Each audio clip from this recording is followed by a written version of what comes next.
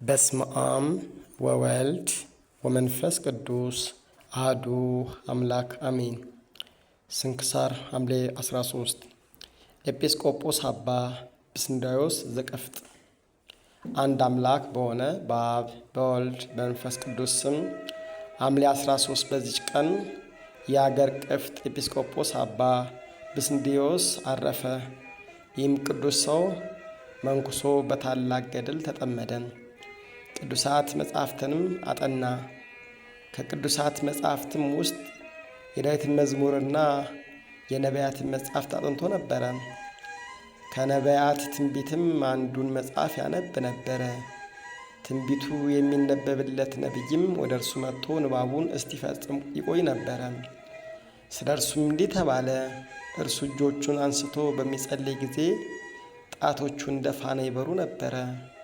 እግዚአብሔርም በእጆቹ ታላላቅ ድንቆችና ታምራትን አደረገ። እርሱም በዕድሜው ዘመን ሁሉ የሴት ፊት አላየም። ራሱን ወደ ምድር ያዘነብል ነበር እንጂ። በሆዷ ውስጥ ታላቅ ደዌ የነበራትም አንዲት ሴት ነበረች። ከባቱ ደጅ ጠበቀችውና በድንገት አገኘችው። እርሱም ሮጦ እርሷም ተከትላው ሮጠች። ወደ እርሱ መድረስም በተሳናት ጊዜ እግሩ የረገጠቻትን አንዲት እፍኝ አፈር ዘግና በእምነት በላች። ከደዌዋም ፈጥና ተፈወሰች። በአንዲት ዕለትም የሚያበሩ 3 ሰዎችን አየ። እነርሱም አንተ የእግዚአብሔርን ቤተ ክርስቲያን ትመግባት ዘንድ አለህን እያሉ መክፈቻ ቁልፍን ሰጡት። ከዚህ በኋላ ቀፍጤ በሚባል አገር ላይ ኤጲስቆጶስነት ተሾመ። የቁርባን ቅዳሴ በሚቀደስ ጊዜም ጌታችንን እጆቹ በመሰዊያው ላይ ሆነው ይመለከተው ነበረ። መልእክቶቹንም በዙሪያው ቆመው ያያቸው ነበረ። በአንዲት ዕለትም አንድ ቄስ ሊቀድስ ገባ።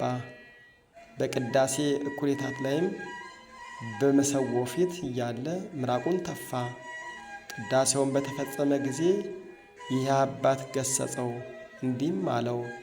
በሚያስፈራ መሰዊያው ፊት በምትቆም ጊዜ ከእግዚአብሔር ጌትነት የተነሳ አትፈራምን? የተፋውስ ምራቅ በመሰዊያው ዙሪያ በቆመ ኪሩብ ክንፎች ላይ እንደደረሰ አታውቅምን? ያን ጊዜም ያን ቄስ መንቀጥቀጥ ያዘው። ተሸክመውም ወደ ቤቱ ወሰዱትና ታሞ ሞተ። ይህም ቅዱስ አባት አንደበቱ ጣዕም ያለው ነበረ። በሚያነብ ጊዜ በሚያስተምርም በሚመክርም ጊዜ አይጠግብም ነበረ። የእረፍቱም ቀን በቀረበ ጊዜ አውቆ ሕዝቡን ጠራቸውና አስተማራቸው፣ መከራቸውም። በቀናች ሃይማኖትም ይጸኑ ዘንድ አዘዛቸው። ከዚህም በኋላ ነፍሱን በእግዚአብሔር እጅ ውስጥ ሰጠ። ከሥጋውም ብዙ ተአምር ተገለጠ። ደቀ መዝሙሩ ከመንግሥቱ ጥቂት ቁራጭ ወስዶ በእምነት በሽተኞችን ሁሉ ይፈውስ ነበረ። ለእግዚአብሔር ምስጋና ይሁን፣ እኛንም በጸሎቱ ይማረን፣ በረከቱም ለዘላለሙ ከእኛ ጋር ትኑር አሜን። ቅዱስ አሞን። ዳግመኛም በዚች ቀን ከግብፅ ደቡብ ከቡና አውራጁ ጧ ከሚባል አገር ቅዱስ አሞን ምስክር ሆኖ አረፈ። ለዚህም ቅዱስ ከእግዚአብሔር የታዘዘ መልአክ የመላእክት አለቃ ቅዱስ ሚካኤል ተገለጸለት። ከእርሱ የሚሆነውንም ሁሉ ነገረው። ከዚህ በኋላ ወደ እንዴናው ከተማ ሄዶ አውግስጦስ በሚባል መኮንን ፊት ክብር ይግባውና በጌታችን በኢየሱስ ክርስቶስ ታመነ።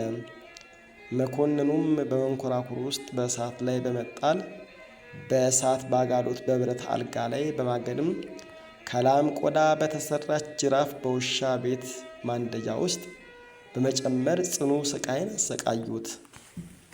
የራሱንም ቆዳ ገፈው በራሱ ላይ የእሳት ፍም አኖሩ።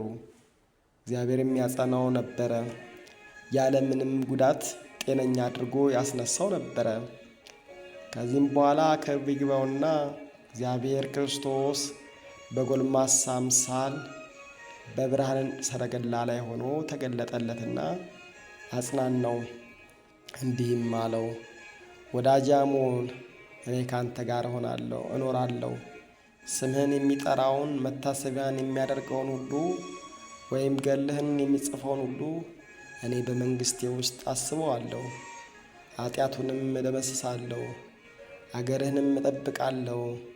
ይህንንም ብሎ ሰላምታ ሰጥቶ ከእርሱ ዘንድ አረገ። ይህም ቅዱስ በሥጋው ሳለ ታላላቅ ታምራቶችና ድንቆችን አደረገ። ወዲያውኑም በሰይፍ ራሱን ቆረጡት። የሰማዕትነትንም አክሊል ተቀበለ። ቅዱስ ዮልዮስም በዚያ ነበረ። ሥጋውን ወስዶ በመልካም ልብስ ገነዘው። ከሁለት አገልጋዮቹም ጋር ወደ አገሩ ላከው። በላይኛውም ግብፅ ታላላቅ የሆኑ ድንቆችና ታምራቶችን እያሳየ እስከ ዛሬ አለ። ለእግዚአብሔር ምስጋና ይሁን። እኛንም በዚህ ጻድቅ ሰማዕት ጸሎት ይማረን ለዘላለሙ አሜን።